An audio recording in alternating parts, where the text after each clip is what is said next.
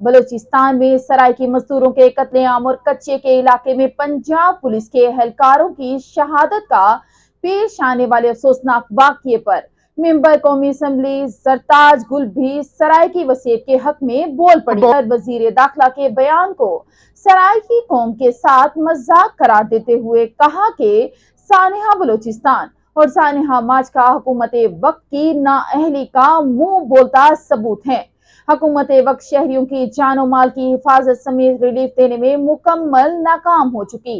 अहम खबर से अपडेट कर रहे हैं मेंबर कौमी असम्बली जरताज गुल का सानेहा बलूचिस्तान में सराइकी वसीयत के मजदूरों के कत्लेआम और कच्चे के डाकुओं के हाथों 12 पुलिस एहलकारों की शहादत पर मुज़ामत करते हुए हुकूमत वक्त को आड़े हाथों लिया।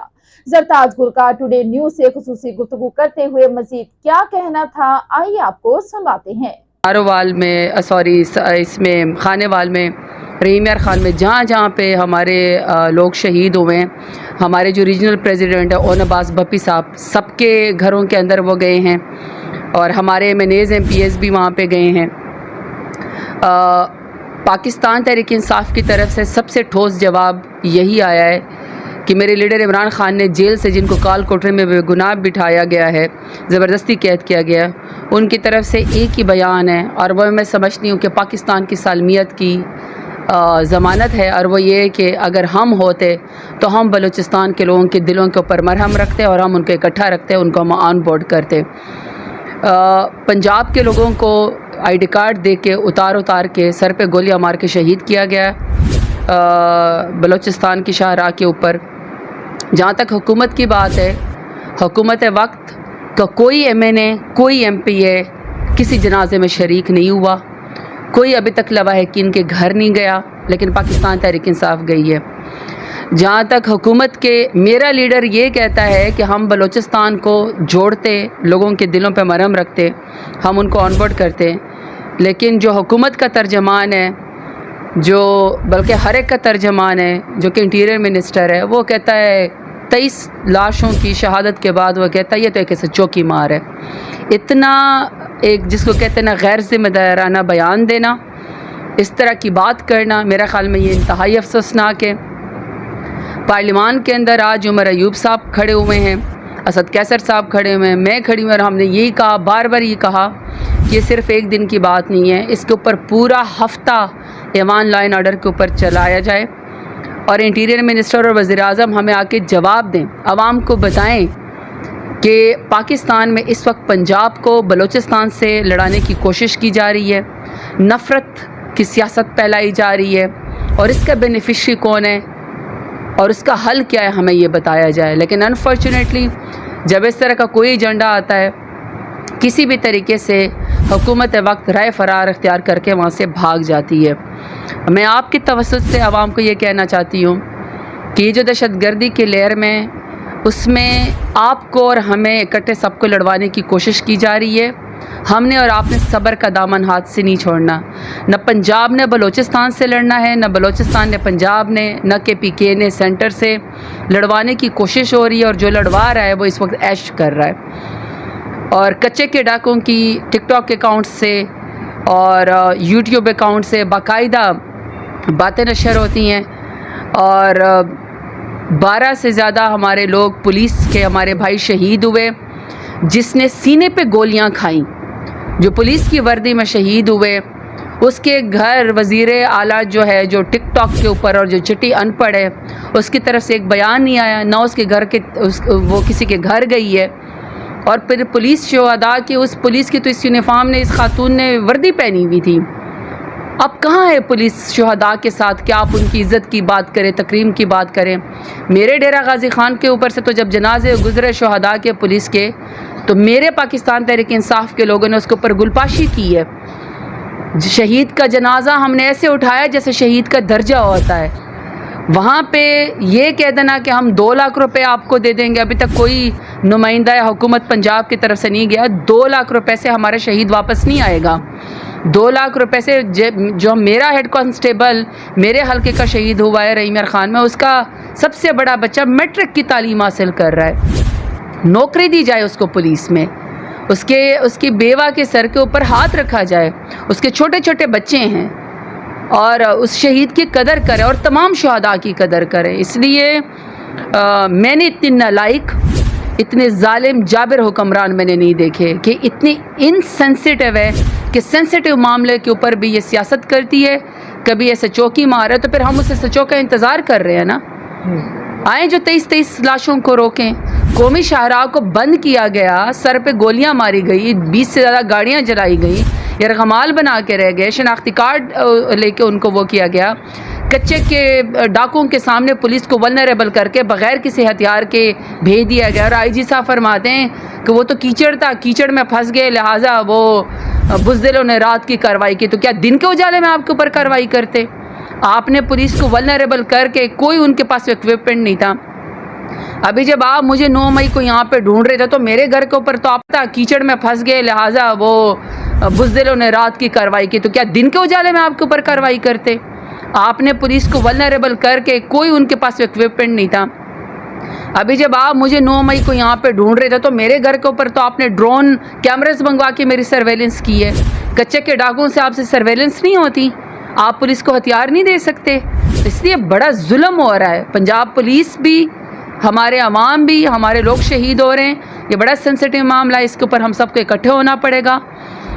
پاکستان تحریک انصاف لیڈ لے چکی ہے. پہلی خان صاحب کہہ چکے ہیں کہ میں مرہم رکھتا اور ایک واحد حل ہے سارے معاملے کا کہ اس بے گناہ شخص کو امت مسلمہ کر پاکستان کے سب سے بڑے لیڈر کو جیل سے رہا کیا جائے تاکہ وہ قوم کو لیڈ کریں اور اس مشکل وقت میں کرائسس میں دلوں کو جوڑ کے اس آگ سے جو ہے ملک کو نکال سکیں. اچھا میڈم صاحب، ایک سوال ہے کہ اگر سرائیکی پارٹیاں جو ہیں ان کا بھی یہ مطالبہ ہے کہ اگر ہمیں ہمارے وسیب کو پنجاب سے الگ کیا جائے تو شاید کہ ہمارے جو سرائیکی لوگوں کی لاشیں، مزدوری کی لاشیں اٹھتی ہیں، یہ بچ جائیں گے. یہ بھی انتہائی افسوسناک بات ہے نا. آپ یہ سوچیں کہ میرا وسیب اس وقت بہت زیادہ دکھ میں ہے، میرا وسیب بہت پریشان ہے. اور یہ میرے خیال میں کوئی 11 یا 16 جو وہ کام کرتے تھے حجام، ایک محنت مزدوری کے لیے گئے تھے. جب ان کے گلے کاٹے گئے تھے نا، تب بھی حکومت وقت خاموش کر کے بیٹھ گئی تھی. اتنے لوگوں کا خون ہوا، ان کے گلے کٹے، محنت مزدوری کرنے جاتے ہیں.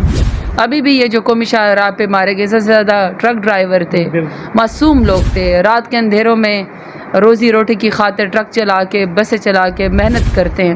واپسی پہ ان کے گھر وہ تو نہیں ہے کہ ان کے پاس کوئی جائیدادیں ہوں. تو جو حق حلال کی روزی روٹی کی خاطر جا کے دوسرے صوبے میں جاتا ہے، وہ اپنی محنت کماتا ہے اور واپسی پہ اس کی لاشیں آتی. اس سے بڑا سانحہ تو میرے سرائیکی وسیب میں یا پنجاب میں یا پاکستان میں نہیں ہو سکتا ہے.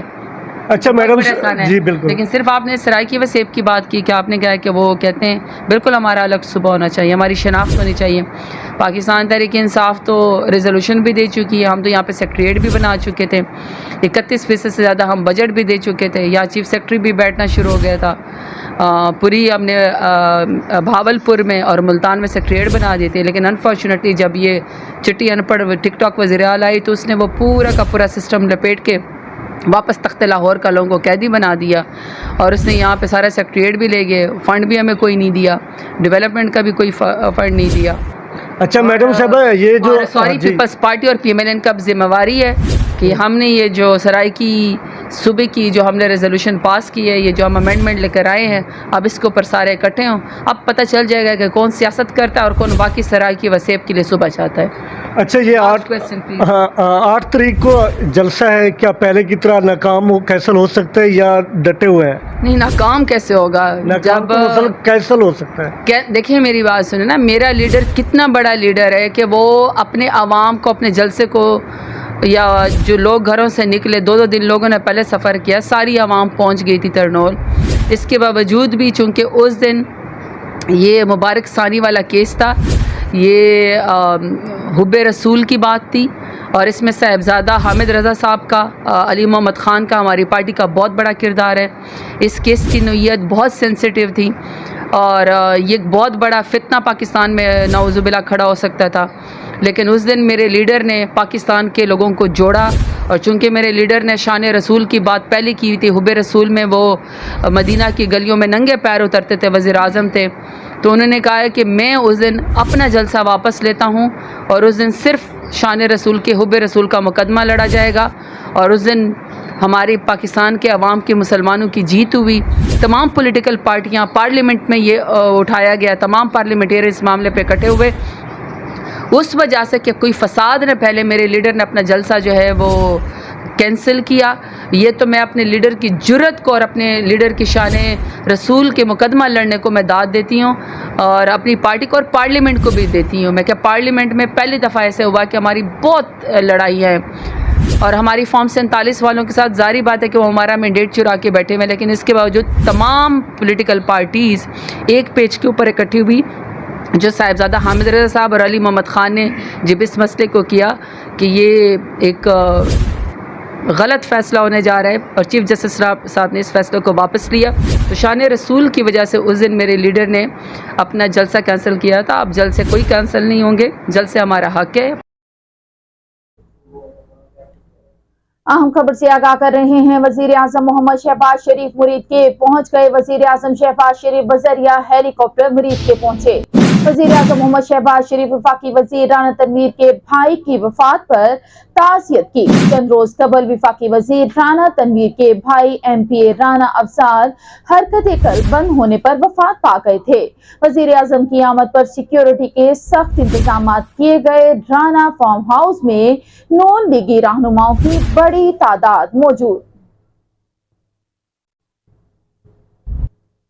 اور اب رخ کرتے ہیں شور کوٹ کا، جہاں پر انجمن طلبہ اسلام کا تحفظ ختم نبوت صلی اللہ علیہ وآلہ وسلم کا کراچی سے نکلنے والا ٹرین مارچ خانیوال سے ہوتا ہوا شور کوٹ پہنچے پر ٹرین مارچ کا والہانہ استقبال کیا گیا. انجمن طلبہ اسلام کے کارکنان نے پھولوں کی پتیاں نچھاور کر کے ٹرین مارچ کا استقبال کیا. مزید تفصیلات بتا رہے ہیں محمد تنویر اپنی اس رپورٹ میں. انجمن طلبہ اسلام کا تحفظ ختم نبوت صلی اللہ علیہ وآلہ وسلم کا کراچی سے نکلنے والا ٹرین مارچ شور کوٹ پہنچ گیا.